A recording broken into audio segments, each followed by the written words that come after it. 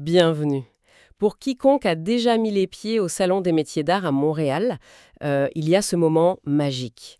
On passe les portes du Palais des Congrès et on est comme happé par une vague d'odeurs, de cuir, de bois, de couleurs, de créativité et de monde. Vraiment une foum incroyable. On parle de près de 200 000 personnes en à peine 10 jours. C'est une marée humaine qui vient célébrer le talent d'ici. Mais en lisant les sources pour aujourd'hui, une question m'a vraiment interpellée. Que se passe-t-il le 11e jour? Quand les kiosques sont démontés, où va toute cette énergie? Et si, en fait, elle n'avait pas à disparaître? Si Montréal avait enfin un port d'attache permanent pour ses artisans? C'est la question à 90 millions de dollars, là, littéralement. Et ce qui est fascinant dans les documents qu'on a, c'est que ce n'est plus seulement un rêve d'artiste ou une utopie culturelle, non, c'est un projet d'urbanisme et de développement économique extrêmement sérieux qui est porté par le Conseil des métiers d'art du Québec, le CMAQ. La vision est là, les chiffres sont sur la table. Aujourd'hui, on va vraiment plonger là-dedans, on va explorer cette vision d'un quartier permanent, analyser le potentiel économique et touristique qui est colossal, puis on va affronter le plus grand obstacle, l'immobilier, et voir comment Montréal pourrait s'inspirer de ses propres succès et de ses erreurs pour y arriver. Alors, commençons par le constat de départ, qui est assez frappant. Montréal se définit par ses quartiers. On a le quartier des spectacles, le quartier de l'innovation pour la tech, mais tout un pan de notre identité, les métiers d'art, est en quelque sorte sans abri. C'est une force créative nomade, finalement, C'est ça. et l'idée du CMAQ, c'est de donner une adresse fixe à ce talent. Une destination 365 jours, c'est l'expression qu'ils utilisent. Et le lieu envisagé, il est tout sauf anodin. On parle du secteur Bridge Bonaventure, juste à côté de l'emblématique silo Farine Five Rose, dans les anciens chantiers navals du Montréal Dry Dock. C'est un endroit chargé d'histoire industrielle, un peu laissé à l'abandon aujourd'hui. L'image est forte, tu sais. Transformer cette friche industrielle en une vitrine bouillonnante du savoir-faire québécois. Imaginez des ateliers de verriers, de céramistes, là où il y a des graffitis. Le cœur du projet, c'est vraiment l'idée d'un pôle, d'un hub. On parle de regrouper dans ces usines désaffectées toutes les écoles de métiers d'art du Québec. Attends, toutes les écoles, ça créerait un écosystème complet alors? C'est exactement l'idée. Un lieu où les étudiants côtoient les maîtres artisans, où les visiteurs peuvent voir la relève se former à côté des créateurs confirmés.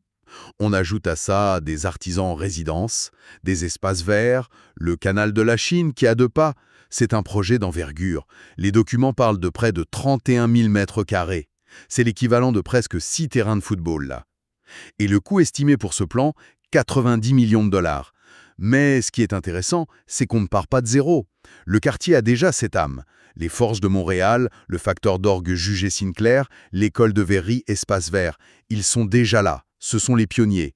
Le projet viendrait amplifier ce qui existe déjà. Et ce qui est fou, c'est qu'on ne parle pas juste d'une rue avec des boutiques pour touristes. Le piège, ce serait de créer une sorte de village de Noël permanent.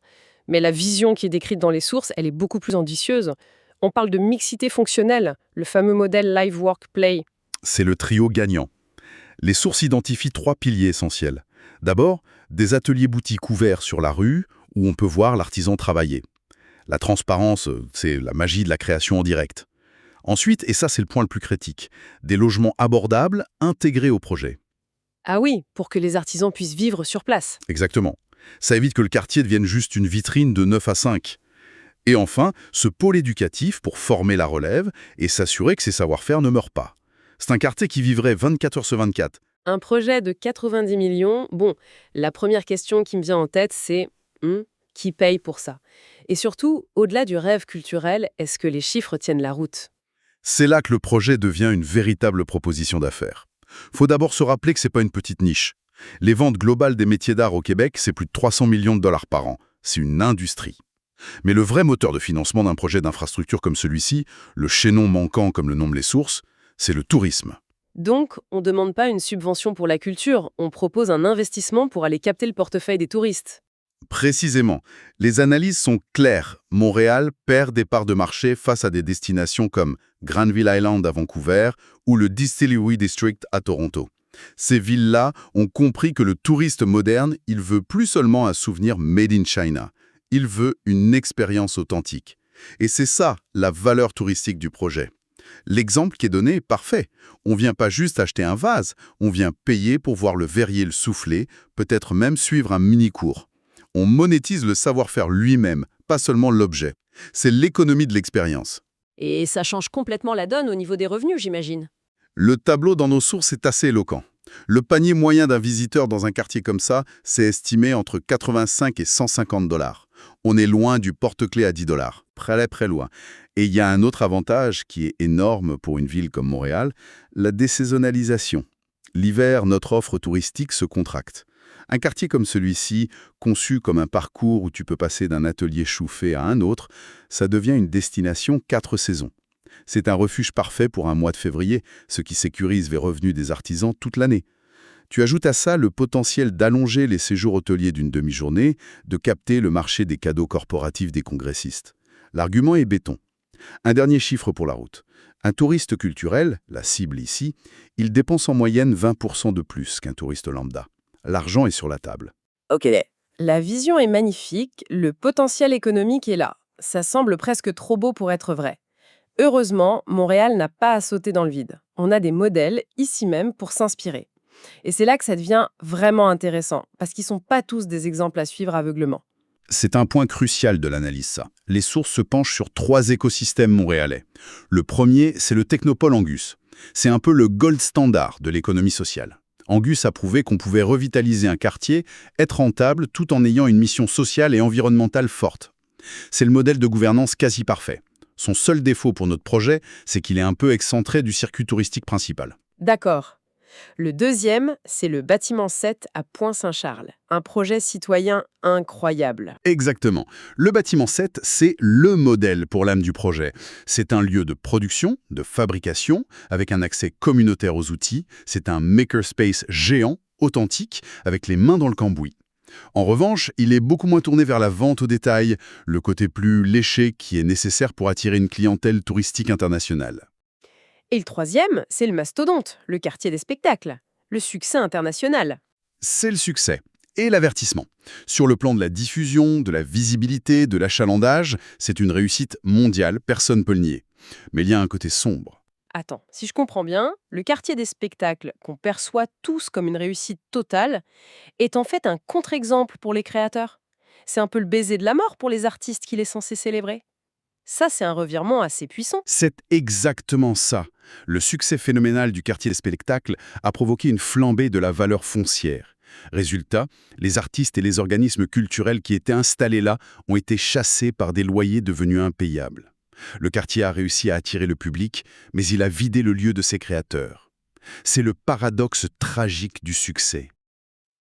Donc, si on met Angus, bâtiment 7 et le quartier des spectacles dans un mélangeur, la recette idéale qui en ressort, c'est quoi? C'est un hybride. Il faut la visibilité et la force d'attraction du quartier des spectacles, mais avec la gouvernance éthique et la mission sociale d'Angus. Tout ça en préservant l'âme de production brute et authentique du bâtiment 7. C'est un équilibre délicat. Et ça nous amène directement au cœur du réacteur, au plus grand danger qui pourrait tout faire dérailler. La spéculation immobilière? Le risque que le succès du quartier le dévore de l'intérieur? Précisément. C'est le serpent qui se mord la queue.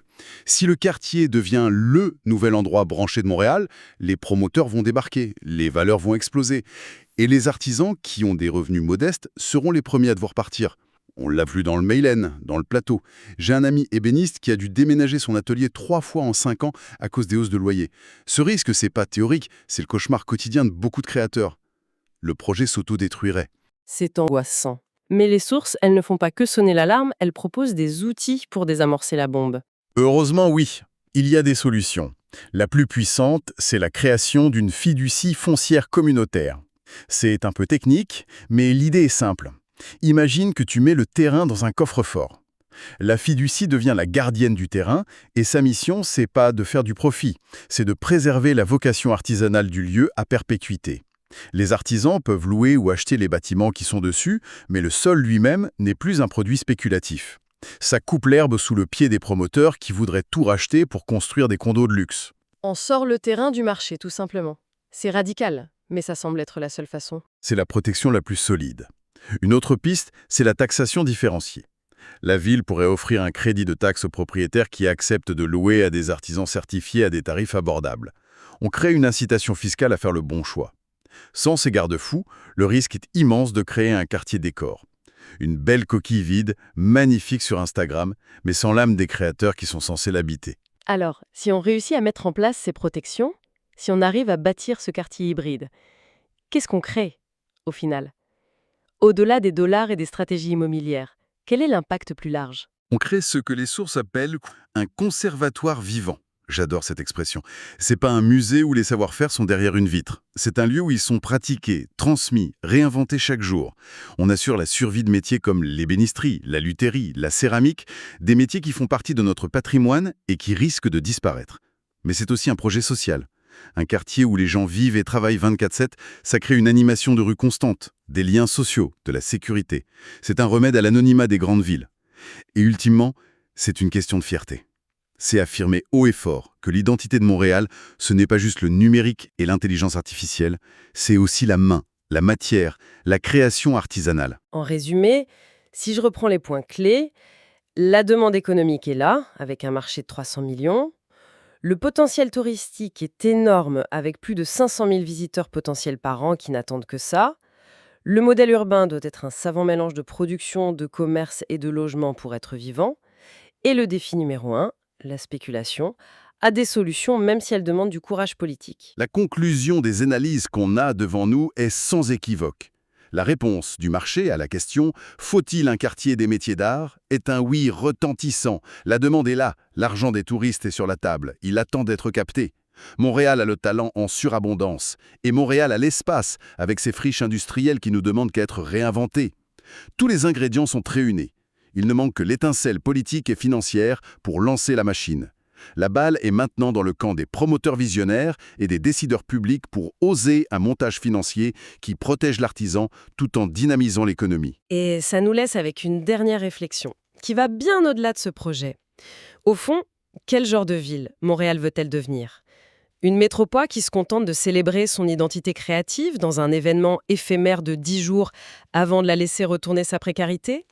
Ou une ville qui décide d'investir dans des fondations permanentes pour sa culture, pour bâtir des quartiers qui ne sont pas seulement des lieux de consommation, mais des écosystèmes vivants de création. La question reste ouverte.